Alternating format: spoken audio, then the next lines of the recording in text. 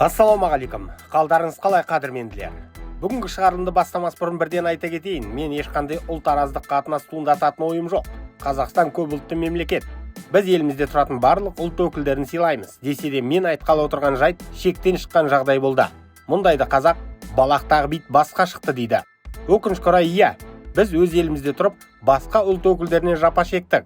Бұл Найза промоушн ұйымдастырған жауынгерлік кеш аясында өткен Батыр бол турнирінде орын алды.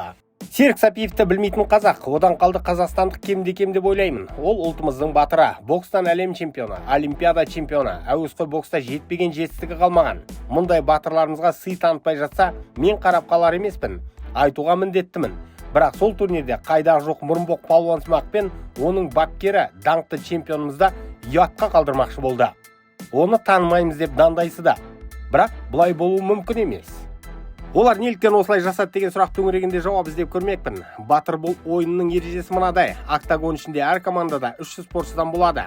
Олар іште орнатылған тор қалтаға допты дөп түсіру керек. Доппен жүрген спортшына қарсылас ойыншысы күрес тәсілімен лақтыруға құқығы бар. Ал допсыз жүрсең, ешкім лақтыруға болмайды. Баскетболдың ММА мен араластырылған түрі бір сөзбен. Міне осы ойын барысында Зелимхан Мусикаев есімді Мұрынбоқ допсыз тұрған Серік Сапиевті көтеріп тұрып тастайды. Мұнымен тұрып кетпей, оның астында мыжап езе бастайды. Салмағы Серікпен бірдей болса бір сәрі, түйенің жарт етіндей болған ол әдейі жасап жатқаны белгілі. Әрине бұған Сапиев ашуланады. Сосын қос спортшы арасында ерегіс басталады. Бірақ ойын аяқталғанда Серік барып анаған қолын береді. Бірақ Мусикаев менсінбей сый танытпайды. Бұл ерегіс киім ауыстыратын орында да жалғасқан. Ол жерде де Серік бірінші болып татулыққа шақырған. Осы тұста енді Зелимханның бапкері Гольцман есімді тағы біреу шығып, қазақтың мақтанышына ей деп әкіреңдейді.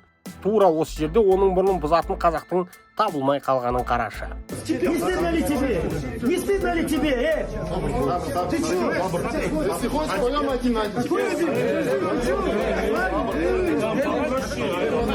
Бұл әумесерді мен де білемін. Қазақстан чемпионаттарына қатысып жүрген, жеткен жетістігі шамалы. Ол да Серікті танымайтын болып шықты.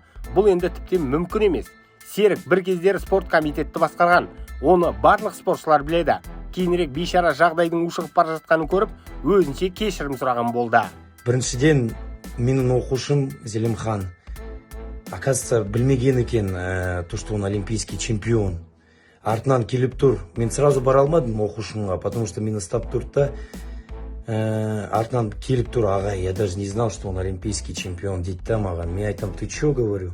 Ну, действительно, күрес жүрген бала, мен залында тұрып жүрген бала өзі алыстан келеді да маған тренировкаға. Залда тұрып жүрген бала жалғыз өзі тұрып жүр залға да.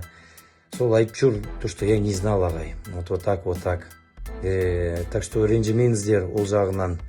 Ашуланған қазақтың көңілін қазақшамен жібітемін деді ма қайдам? Өзім мүләйімсеген тұр мынау. Мен сенбеймін. Ол мені сендіре алған жоқ сөзімен. Сапиевті танып тұрып, жағдайдың реті келгенде мұқатып қалуға тырысты. Енді не айтса да ақтала алмайды. Жазасын алу керек бұлар. Ал әлгі батырсымақ тіптен әлі кешірімде сұраған жоқ.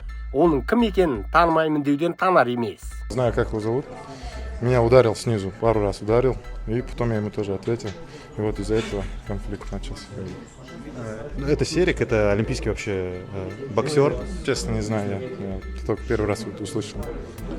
Тағы айтамын, топырлап тұрған қазақтың ішінен қалайша біреу шығып, аналарды тұмсықтан қағып тоқтата алмады. Қалайша? Серіктің жанында жиналып алғандарда намысты қазақтар дегеннен көре шибөрілерге көп ұқсаттым. Осы менің жыныма тиді. Бұлай болмайды жігіттері. Бір-біріміз үшін тұра алмасақ, мұндайлар бір күні басқа тұшпасына кім кепіл? Тағы айтамын, мен ұлтараздық туындатпаймын. Бірақ әрбір қазаққа әкіреңдеп тұрса қалай шыдайсың? Ал бұл жағдайда біз өз чемпионымызды толықтай қорғап қала алмадық. Жарамайды. Енді не істемек керек? Енді үлкенді сыйламайтын мына көргенсіздерді жөнге салу керек. Өз орнын көрсетуге міндеттіміз. Таяқпен емес, сөзбен, сеспен ақ болады. Қазірдің өзінде ашуға булығып отырған жігіттер жетерлік.